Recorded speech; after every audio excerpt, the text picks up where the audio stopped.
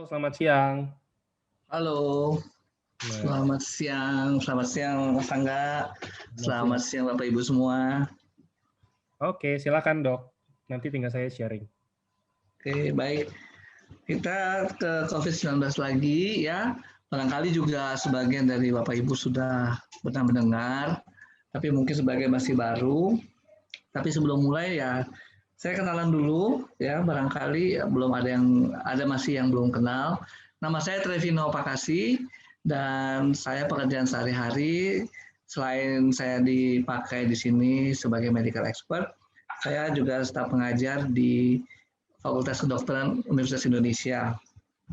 Kalau di UI, pekerjaan saya itu di departemen yang namanya kedokteran komunitas yang dulunya lebih sering dikenal dengan nama public health, kesehatan masyarakat. Lalu secara spesifiknya saya mengajarkan kedokteran keluarga. Jadi kalau kami di kedokteran keluarga mengajarkan bagaimana calon-calon dokter supaya memperhatikan kebutuhan pasien itu secara holistik. Kenapa? Karena tidak semua ya masalah-masalah kedokteran itu bisa selesai dengan medis ya, dengan kedokteran barat ya. Karena banyak sekali juga banyak pengaruh-pengaruh ya yang disebabkan oleh lingkungan, perilaku ya dan sebagainya. Bukan orang bisa sehat atau sakit. Tapi sebaliknya juga bisa sembuh kalau dari penyakitnya. Sehingga kemudian berbekal konsep seperti ini, saya juga ingin bergabung dengan si AFC ini ya.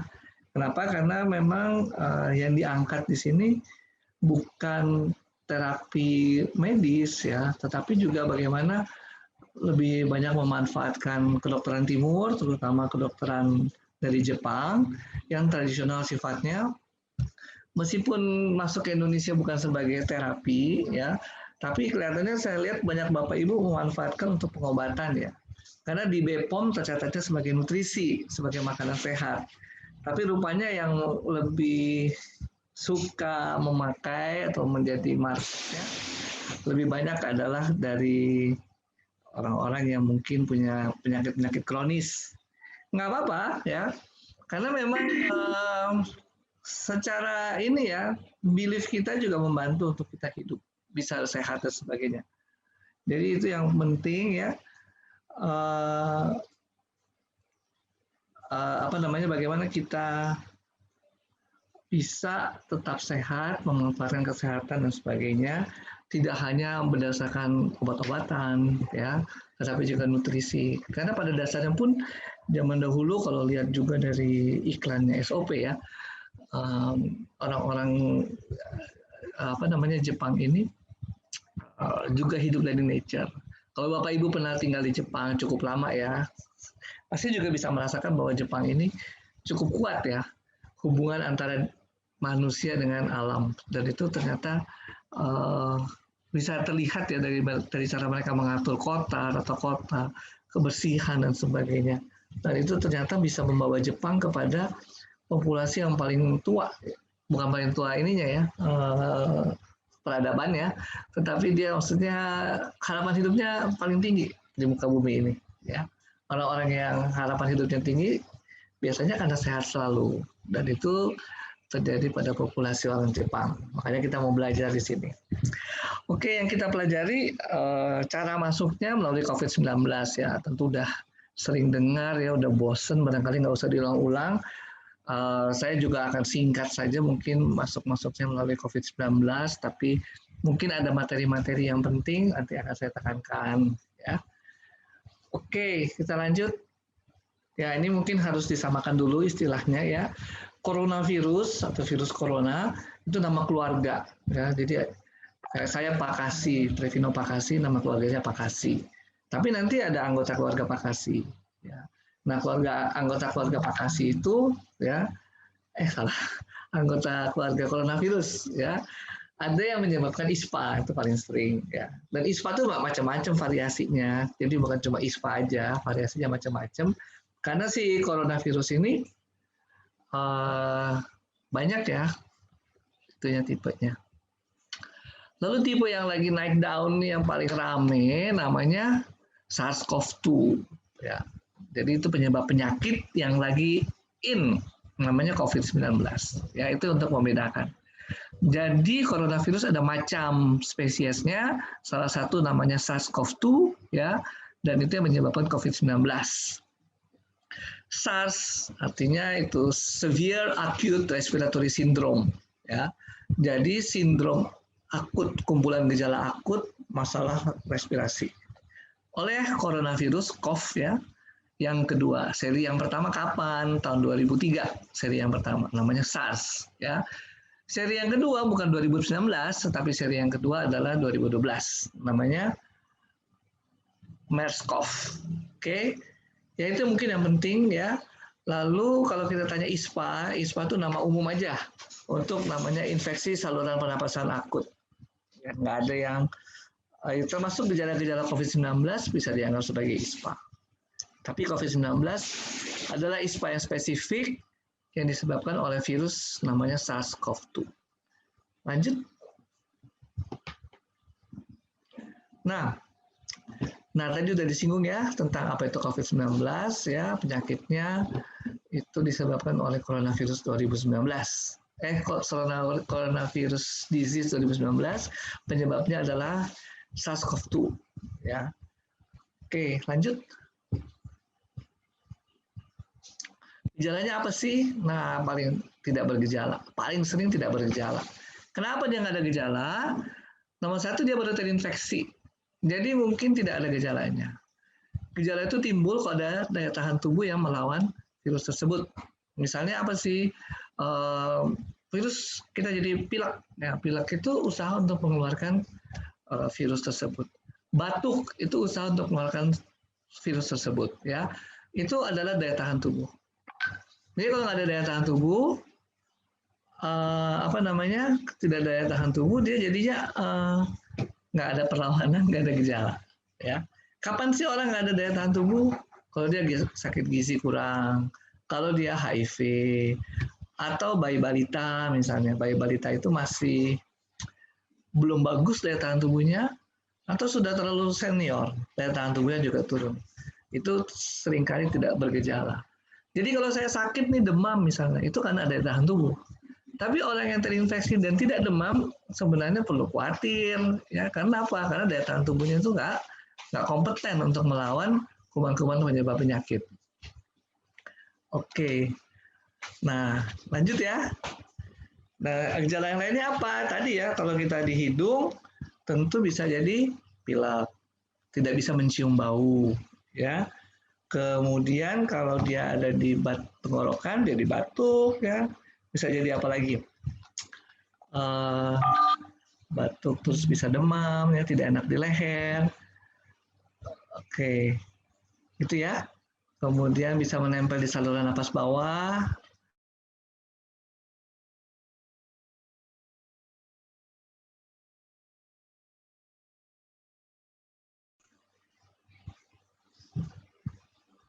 Ya, nah itu bisa macam-macam. Sampai di paru-paru. Kalau paru-paru sampai nafasnya sesak ya, batuk berdahak, demam ya. Itu kalau nempel di paru-paru. Next. Masih ada nggak nih? Oke. Jadi kalau ditanya sekarang nih, ada nggak yang sakit coronavirus di rumah? Atau kita bisa ganti pertanyaannya, ada yang ISPA nggak di rumah atau di kantor? Mungkin banyak ya, banyak yang batuk pilek, banyak yang ini ya. Tapi kalau ditanya apakah ada yang COVID-19 di rumah, nah itu baru kita mulai khawatir, mulai curiga, mulai takut dan sebagainya ya. Lanjut. Nah, jadi kalau kita ditanya pernah ISPA batuk pilek, hampir semua pernah. Nggak ada yang nggak pernah batuk pilek ya. Tapi kalau ditanya kalau misalnya adakah COVID-19 di rumah, tentu selain kita berkontak dengan orang yang punya gejala batuk pilek, orang itu pernah terdiagnosis COVID-19. Kalau kita pernah kontak dengan orang yang batuk pilek dan ternyata pernah dibilang COVID-19, nah kita boleh curiga dan khawatir. Ya, kita boleh berpikir bahwa, aduh, jangan-jangan saya kena COVID-19. Jangan-jangan teman-teman anggota keluarga saya kena COVID-19. Oke, next.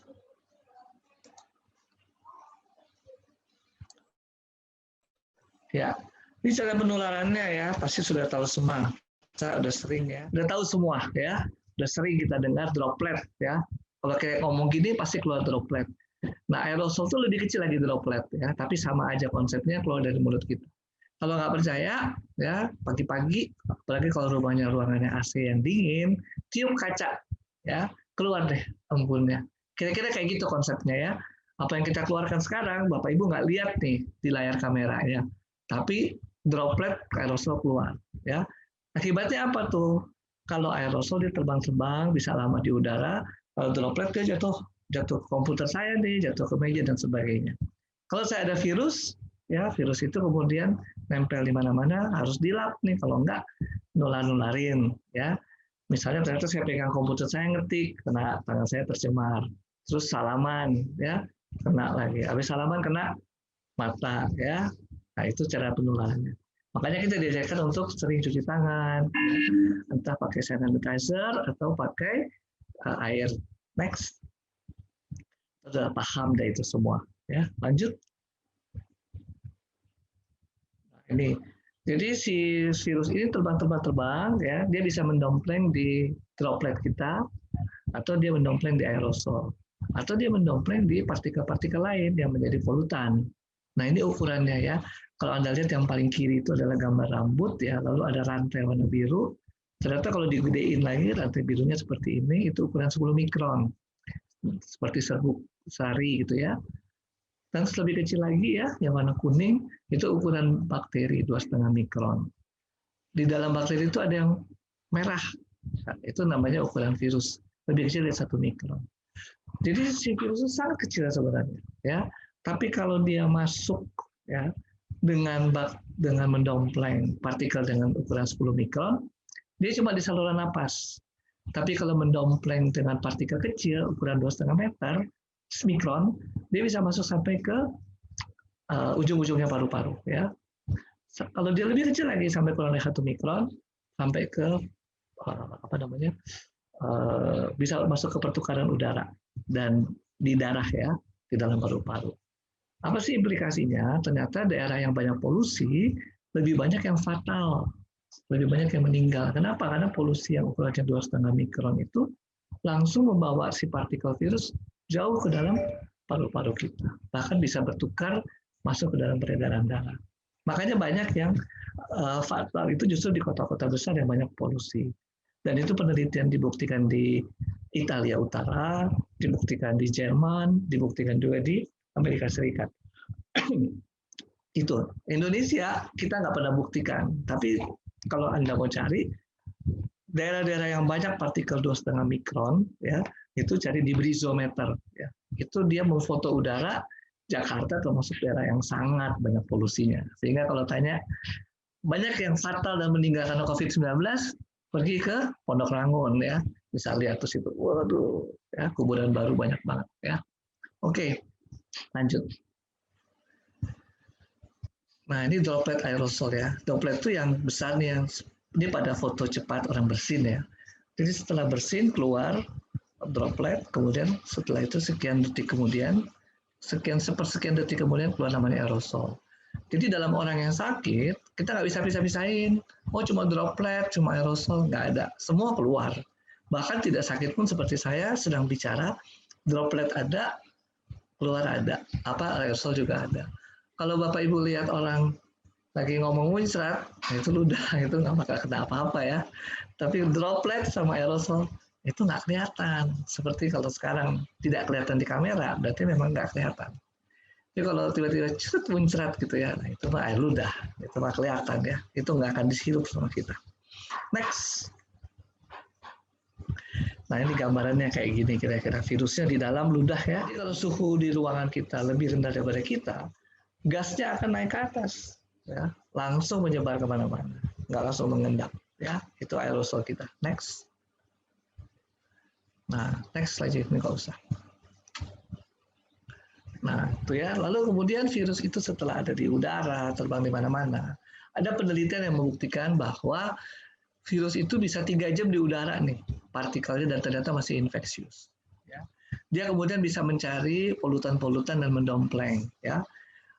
Ini virusnya paling kiri, ya, bentuknya bulat dengan spike-nya, ya. Jadi juga bukan terbang begitu aja, ya, untuk masuk ke dalam apa namanya pembuluh darah ke dalam sel, tapi harus masuk.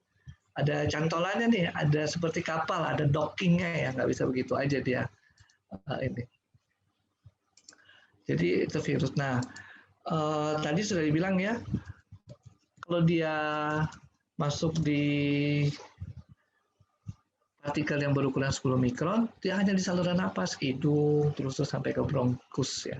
Bronkitis kan pernah dengar ya, bronkus ya. Tapi kalau dia lebih kecil dari 2,5 mikron, masuk sampai ke tempat ujung-ujungnya paru-paru untuk pertukaran udara. Ya. Sehingga virusnya masuk itu, kalau virusnya lebih kecil lagi, kurang dari 1 mikron, langsung masuk ke peredaran darah. Ya, itu yang kemudian bisa menyebabkan fatal. Ya. Nah, ini kalau udah masuk, apa yang terjadi? Nah, lihat ini ada gambar yang kotak paling kanan ya. Nah, itu ada sel-sel yang namanya NK cell. Dia responder pertama. Responder. Oh, ini ada benda asing nih. NK cell, pasti udah sering dengar dong. Namanya natural killer cell.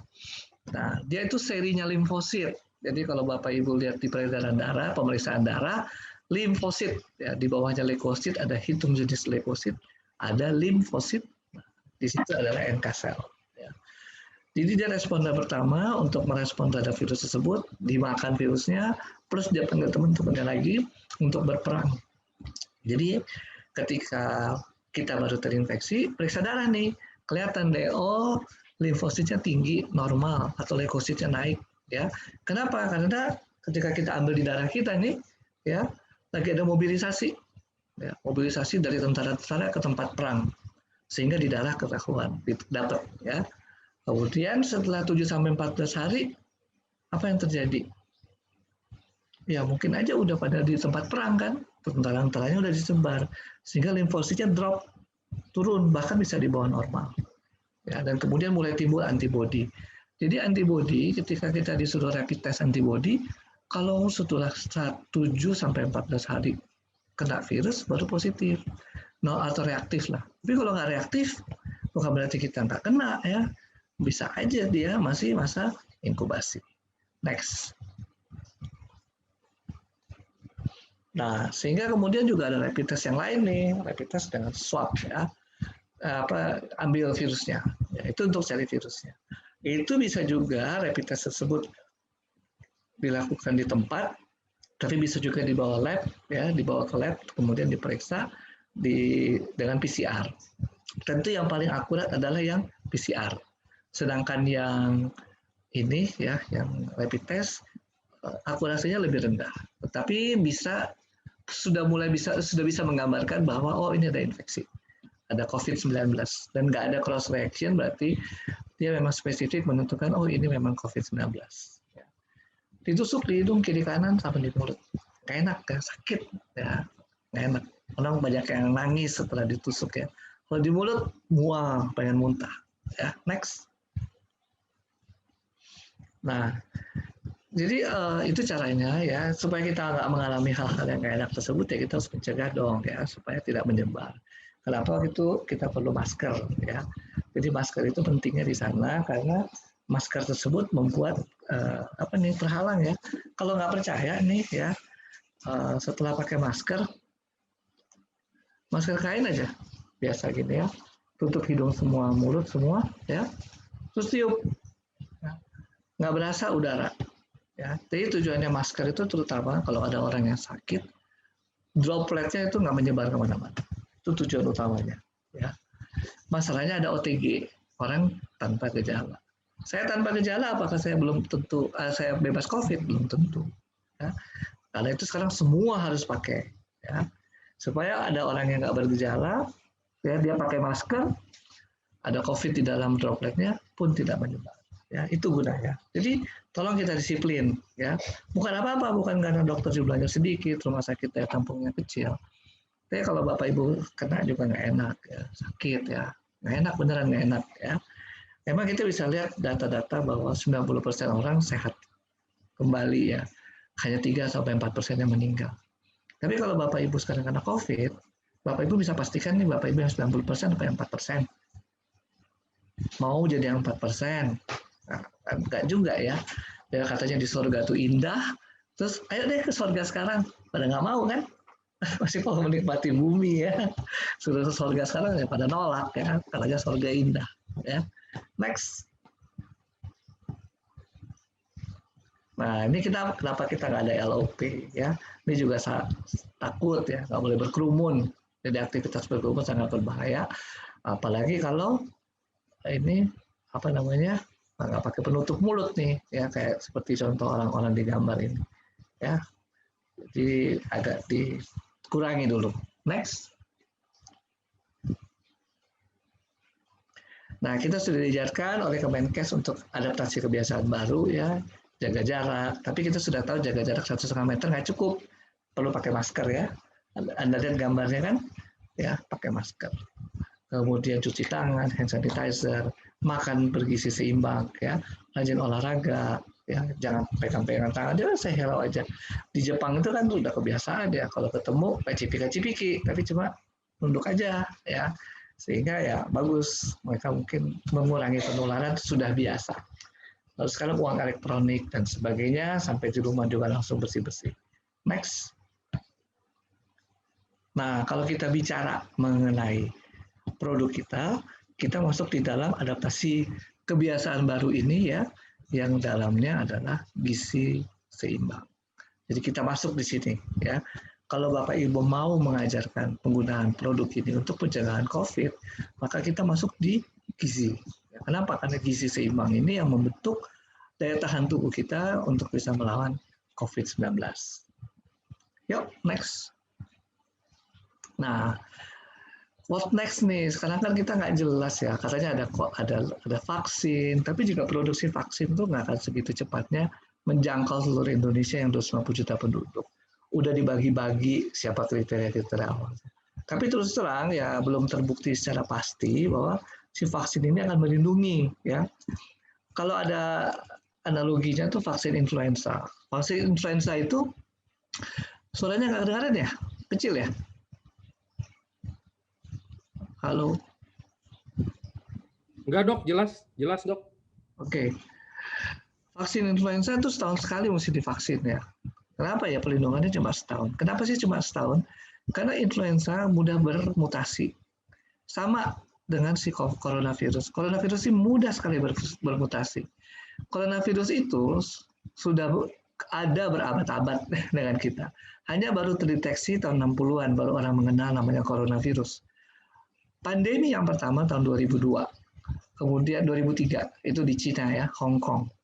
Pandemi kedua tahun 2012. Pandemi yang ketiga tahun 2019, yaitu coronavirus ya sekarang ini sampai sekarang ya. Nah, jadi sebenarnya kita disuruh vaksin segala macam juga. Gimana ya? Gitu. Karena virusnya gampang berubah-berubah ya.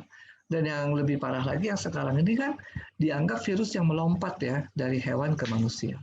Karena virus ini punya spesifikasinya untuk melekat ke manusia. Nggak semua bisa melekat ke manusia. Ada yang dari hewan saja. Dan ini menular nih dari hewan ke manusia. Nah, next. Ya, ini saya kasih lihat yang tadi ya. Lalu selain pandemi-pandemi yang tadi oleh coronavirus, ada oleh influenza. Itu virus yang beda. Ya, namanya Spanish flu, avian influenza tahun 2007, terus 2009, terus swine flu, ya. Black Death lain lagi. Itu bakteri ya. Next. Nah, itu penyebaran dari hewan. Dipercepat oleh penerbangan. Ya. Jadi, next lagi. Nah, sebenarnya yang penting itu kita belajar mengendalikan ya. Untuk mencegah supaya tidak menyebar dengan cepat. Next. Itu yang kita nggak pernah belajar. Ya.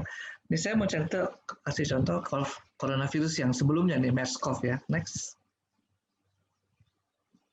MERS-CoV ini ya, kalau mungkin pernah dengar berita-berita ya, kapan sih COVID-19 ini berakhir, kapan puncaknya gitu ya, selalu ditanya seperti itu. Ini gambarnya MERS-CoV. MERS-CoV juga sama, ada puncak terus turun lagi. Ada puncak, ada turun lagi. Dan kalau lihat dari tahun 2012 sampai 2019, dan masih berlangsung sampai sekarang, ada beberapa kali puncak sebenarnya. Dan MERS-CoV belum selesai, sudah ada mutasi yang baru namanya COVID-19. Ya. Jadi virusnya emang cepat berubah, ya, gampang berubah. Ya. Nah, sekarang kita lihat gambarnya seperti itu. Selalu ada naik, ada turun, ada naik, ada turun. Dan orang bertanya-tanya COVID-19 kapan naik? Ya, kapan sampai puncak dan kapan turun lagi? Nggak ada yang tahu nih, karena dia naik terus grafiknya. Kalau sekarang kita lihat COVID-19 agak turun penemuan kasusnya, karena makin berkurang yang diperiksa. Bukan gara-gara kasusnya turun, tapi ya orang udah mulai males ya. Disuruh periksa juga males. Ya udahlah, isolasi mandiri aja. Diperiksa juga nggak diperiksa sama kok, suruh isolasi. Misalnya ya. Jadi jumlah yang diperiksa menurun. Ya, sehingga kemudian seolah-olah COVID-19 nggak naik jumlahnya ya. Next. Nah, itu kan berasal dari Arab ya, si MERS-CoV itu, dan menyebar melalui penerbangan. Yang aneh itu ya, kan tahun 2015 itu justru Korea, ya Cina, Korea yang banyak MERS-CoV. Padahal orang dari Korea jarang ke Arab. Kalau orang Indonesia kena MERS-CoV masuk akal. Kenapa? Karena tiap tahun ngirimin 100-200 ribu jemaah haji, sehingga masih mungkin tertular. Justru pada periode itu Indonesia nggak melaporkan adanya MERS-CoV. Sampai tahun 2019, baru ramai COVID-19 ini ya. Hebat ya, entah Indonesia itu tidak bisa mendeteksi MERS-CoV, atau memang ada yang tertular. Karena protokol kesehatan haji itu sangat ketat ya.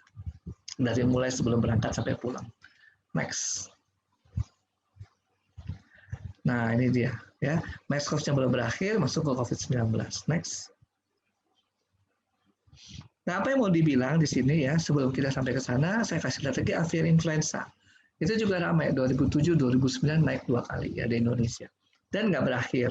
Di sini kalau Anda lihat ke website yang WHO, memang saya nggak bikin detail, ya, tapi Anda bisa lihat sendiri ke website WHO, avian influenza juga nggak pernah berakhir. Sama seperti MERS-CoV juga belum berakhir, ya, tapi berakhir sebagai seasonal flu. Next.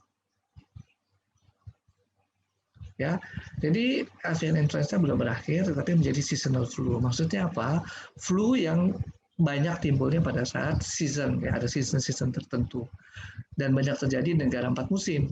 Kalau Anda lihat ke website WHO, bahkan sampai 600.000 yang meninggal karena influenza, cuma nggak rame. Kenapa nggak rame? Ya, negara kita negara tropis lah, nggak pusing. Kita bukan negara 4 musim. Dulu-dulu kita nggak pernah dengar loh ya, batuk pilek bikin meninggal. Baru COVID-19 ini kita takutan batuk pilek. Karena takut meninggal gara-gara batuk pilek. Kapan kita pernah takut batuk pilek terus meninggal? Nggak ada. Apalagi batuk yang akut ya, ISPA begitu. Tapi kalau orang Eropa itu takut, makanya mereka bikin vaksin flu yang tiap tahun harus divaksinasi. Jadi avian influenza berakhir sebagai seasonal flu. Coronavirus yang terakhir, MERS-CoV sebelum COVID-19 juga belum berakhir. Sekarang COVID-19 belum tentu berakhir, ya. Dan kemudian ada siklus mutasi, ya, influenza 20 tahunan dari yang Spanish flu dulu. Sedangkan yang coronavirus ini kita nggak tahu. Kira-kira 10 tahun sih sebenarnya. Dari 2003, 2012, 2019, coronavirus sekitar 10 tahun kira-kira. Tapi who knows ya, nanti mungkin akhir 2020. Akhir 2020-an ada lagi nih coronavirus yang berikutnya. Next. Jadi gimana nih kan yang lama-lamanya belum selesai ya. Avian influenza belum selesai, MERS-CoV belum selesai, coronavirus juga nggak jelas, mau dibuat vaksin juga. Contohnya influenza, tetap setahun sekali kita harus vaksin. Jadi alternatifnya adalah kita meningkatkan daya tahan tubuh dong. Ya. Kita jangan bergantung hanya pada lingkungan, tapi kita coba daya tahan tubuh kita tingkatkan. Next. Nah ini yang kemudian mau ditonjolkan. Ketika Bapak Ibu juga mau menawarkan kepada orang-orang lain, daya tahan tubuh itu bisa meningkat dengan utsikusi ini. Utsikusi ini bukan hanya daya tahan tubuh menghadapi COVID-19, ya, tapi ini sebenarnya lebih luas lagi, ya. Next. Nah, kan kita sudah pernah dengar pasti di dalamnya ada sperma ikan salmon, ya. DNA sperma dari DNA sperma ikan itu, DNA itu adalah bahan baku untuk sebuah sel itu bisa membelah diri dan berkembang biak. Kalau nggak ada apa namanya DNA, ya nggak bisa dong, ya nggak terjadi apa-apa. Jadi bahan bakunya ada di situ. Mungkin dalam film yang penyajian awalnya lebih banyak ditonjolkan kulit, ya. Nanti kita akan bicara kulit juga. Di dalam usus-usus ada probiotik. Probiotik itu apa? Itu bakteri yang bisa menjadi sparring partner buat daya tahan tubuh kita. Kenapa daya tahan tubuh kita perlu dilatih, ya? Dilatih mendapatkan sparring partner sehingga bisa kuat. Lalu ada lagi produk namanya fucoidan. Fucoidan juga meningkatkan daya tahan tubuh kita, menurunkan atau punya efek sebagai anti cancer. Ya, anti cancer berarti sebelum cancer. Jangan udah cancernya gede, terus kita maksain hanya sembuh oleh usus-usus. Ya, itu lain ceritanya. Treatment dengan kita mencegah itu beda. Ya. Next. Nah, itu yang tadi ya disingkat teks. Oke, manfaatnya ada efek immune activating, ya, mengaktifkan pertahanan tubuh, ya. Jadi imunitas tubuh kita ini sedemikian rupa hebatnya bisa mengenali yang namanya self, diri kita sendiri, dan non self, ya. Nah, si non self ini, ya, di antaranya juga termasuk virus, ya, kita ngomong COVID-19, bakteri, kemudian jamur, ya. Tapi ada juga yang namanya sel-sel kanker, sel-sel yang rusak, sel-sel yang mengalami degenerasi karena mengalami stres oksidatif. Itu semua adalah sel-sel yang juga adalah bagian tubuh kita pada mulanya kemudian rusak. Itu gunanya si NK cell. NK cell itu kemudian bisa berpatroli ke seluruh tubuh, ya, mengenali kerusakan-kerusakan yang ada dan kemudian membunuh sel-sel yang rusak. Itu sebabnya kenapa orang-orang yang NK cell-nya bagus tentu tidak akan sakit, ya, atau jarang sekali sakit. Jadi Bapak Ibu kalau mengkonsumsi usus-usus dan kemudian NK cell-nya meningkat, bisa mengobservasi dirinya jadi jarang sakit. Ya, itu salah satu. Jadi nggak bisa ditanya, rasanya apa sih? Kadang-kadang susah kita kasih tahu rasanya apa. Karena nggak semua bisa di-sense oleh nervous system kita. Tapi kita bisa melihat yang lain, jarang sakit, atau mungkin yang keluhannya tadinya ada ini jadi hilang dan sebagainya. Karena efek dari imun activating tadi, ya. Dan imun itu bisa melawan apa saja. Kebetulan yang dilakukan penelitian oleh Asayama adalah hepatitis C, juga influenza, ya, juga terhadap bakteri namanya Helicobacter pylori.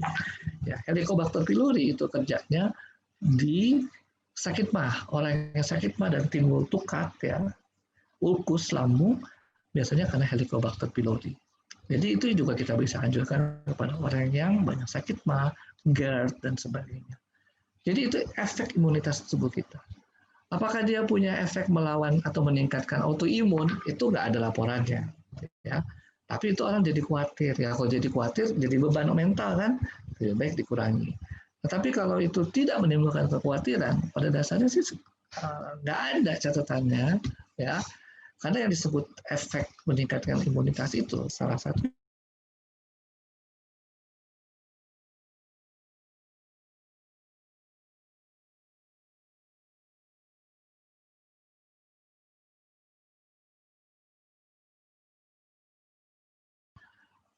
Oke, nah itu isinya antara lain, ya, dan manfaatnya. Next.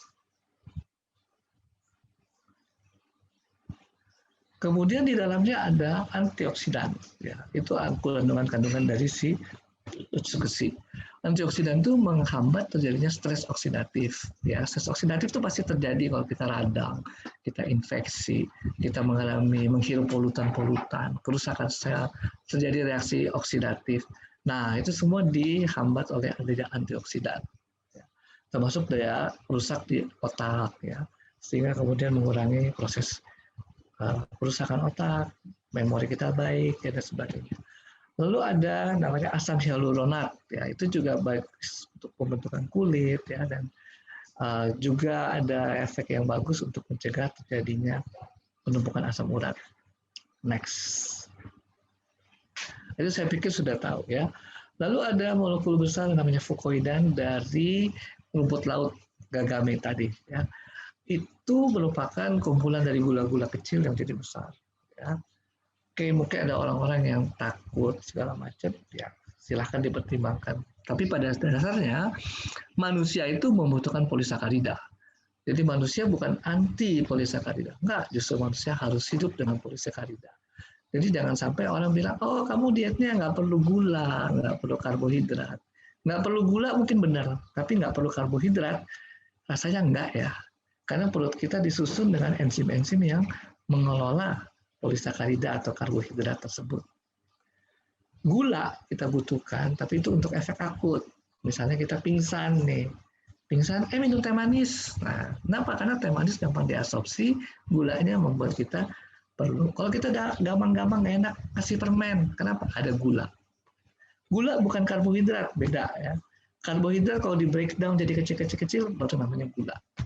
Gula bukan pemanis. Ya. Gula is sugar, pemanis is sweetener. Beda. Jadi tolong nanti dibaca ingredients-nya. Kalau ada yang nanya, ini kan manis nih. Ini karena pemanis, bukan karena gula. Oke. Nah ini kerjanya si fukoidan. Kembali lagi ya, itu adalah polisakarida dan polisakarida merupakan kebutuhan tubuh manusia. Ya, next. Nah, ini kemudian ada DNA. DNA ini untuk memberikan label kepada DNA yang dari salmon. Ya. Nah si DNA ini gunanya apa sih? Ya namanya juga DNA. DNA itu adalah inti dari sel kita. Dia merupakan bahan dasar fotokopinya. Kalau kita mau fotokopi kita perlu kertas, perlu tinta. Nah, DNA ini bahan dasarnya sehingga sel yang dihasilkan mirip ya. Dalam bentuk makro ya, dalam bentuk besar kita akan bilang anak ini mirip siapa ya? Mirip bapaknya kah atau mirip ibunya? Nah, itu karena DNA ya. Oke. Jadi fungsi-fungsi tubuh ya, semua diwariskan lewat DNA. Kalau kita mau meregenerasi sel, kita perlu DNA. Nggak mungkin tanpa DNA, dan itu salah satu suplai bahan bakunya bisa didapatkan dari si utsukushi ini. Kemudian ini cara ya apa namanya fungsi-fungsi lain dari utsukushi ini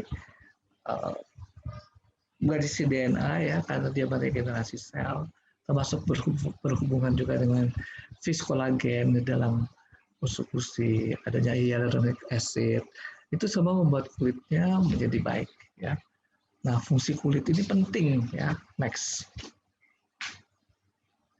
Nah, ini ya, mencegah kulit kering, mencegah penurunan apa namanya water loss ya, transepithelial water loss ya, kehilangan cairan lewat lapisan kulit yang paling luar ini ya, meningkatkan elastisitas kulit dengan kolagen dan dengan asam hyaluronat ya.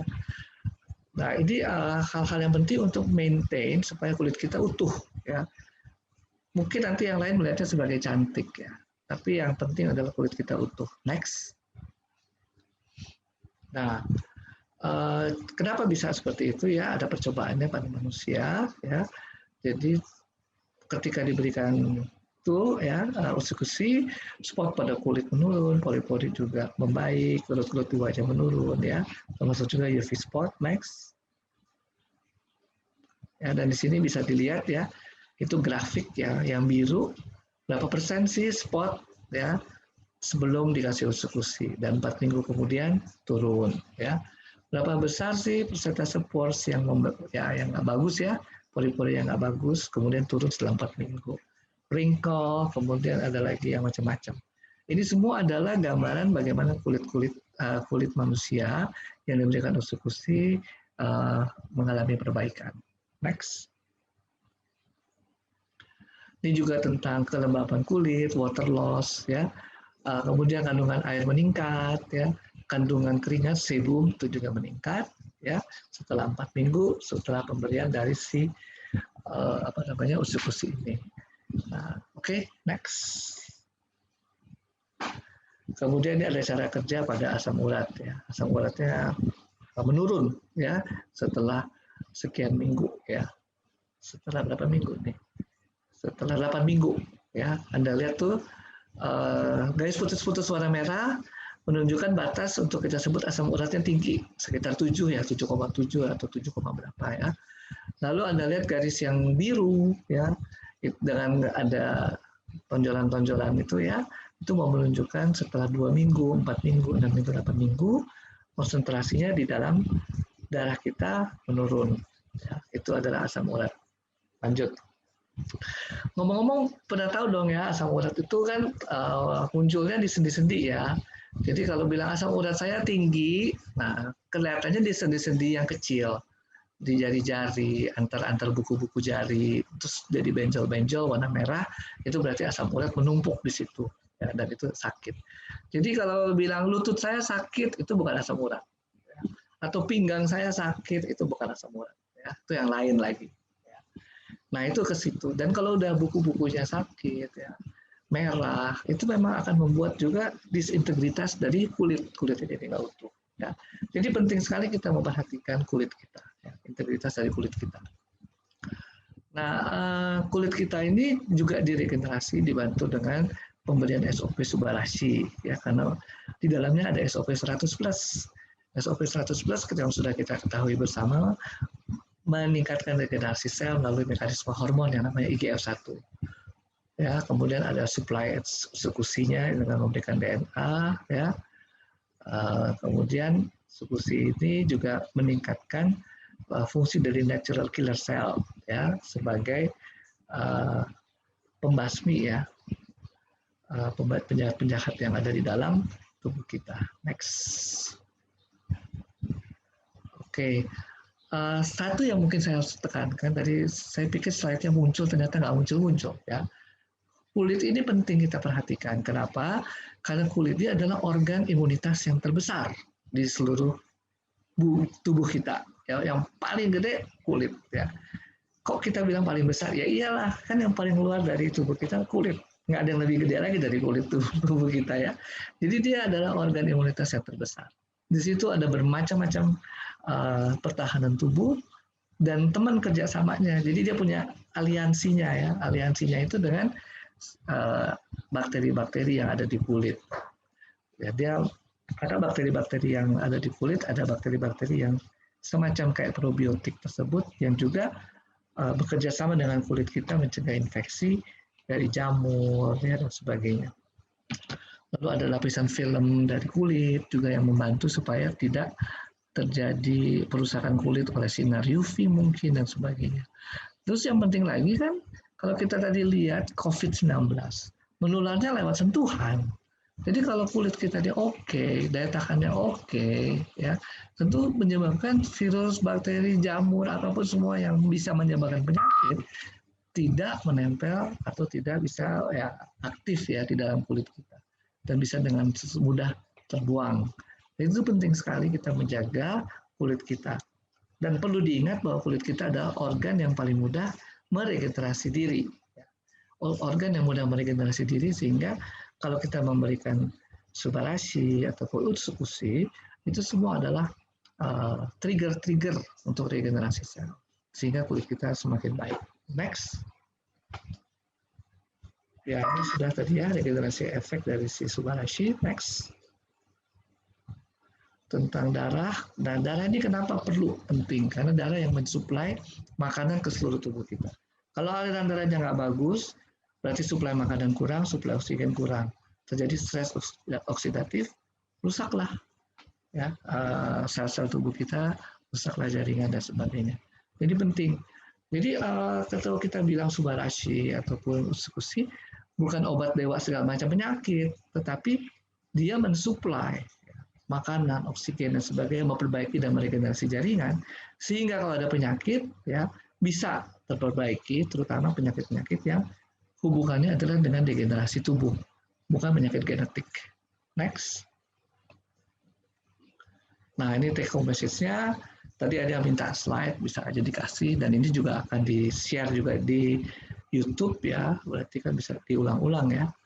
Nah ini take home message kita. Tubuh kita selalu mengalami proses degenerasi dan dipercepat oleh adanya polusi, infeksi, radang, dan sebagainya. Jadi polusi dan infeksi menimbulkan stres oksidatif dan berujung pada kerusakan sel. Lalu kerusakan sel itu ya termasuk juga di jaringan pembuluh darah ya, akan menimbulkan kekurangan oksigen, makanan dan sebagainya. Jadi stres oksidatif juga timbul dari kerusakan-kerusakan pembuluh darah.